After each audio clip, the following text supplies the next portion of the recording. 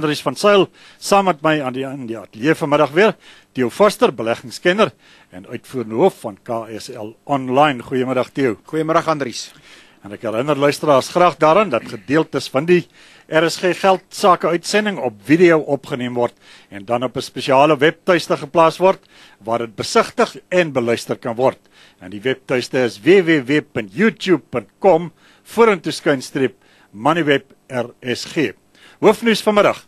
Die land se grootste selfoondiensverskaffer Vodacom se lang verwagte en omstrede notering word op die Johannesburgse aandelebeurs gedoen. Vodacom het vroegdag rondom R60 verhandel, effens beter as markverwagtinge, terwyl Telkom, van wie hy ontbondel het, sy aandeleprys met rondom 50% tot 'n rapsie onderkant R55 teruggesak het. Net Theo? Ja, ek dink eintlik as jy kyk na die twee saam het hulle goed gedoen. Dit was van onthou tot Vrydag het die twee saam verhandel teen 'n prys van onder R100 en nou as jy na die twee kyk, dink ek het hulle baie goed gedoen. So ek dink die eerste stap was positief en ek dink Vodacom kan baie gelukkig wees met sy notering. Ek dink dit is 'n briljante eerste dag.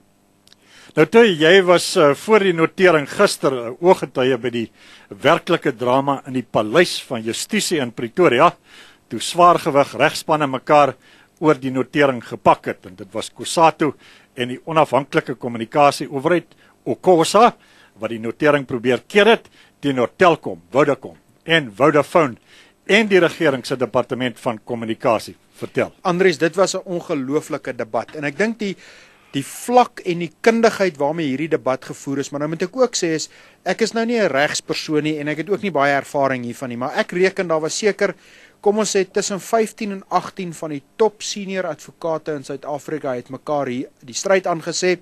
Dit was absoluut ongelooflik om te kyk na die argumente, hoe die argumente gevoer is en hoe die argumente verander het soos die dag aangegaan het. En op die heel einde van die dag dink ek tog 'n mens moet sê, net soos wat in Saterdag se rugbywedstryd was Morney Steyn, die man van die wedstryd, dink ek advokaat Jaap Silje wat opgetree het vir die staat, was ongelooflik sterk in sy argumente en dis duidelik dat die staat hierdie transaksie wou laat voortgaan het.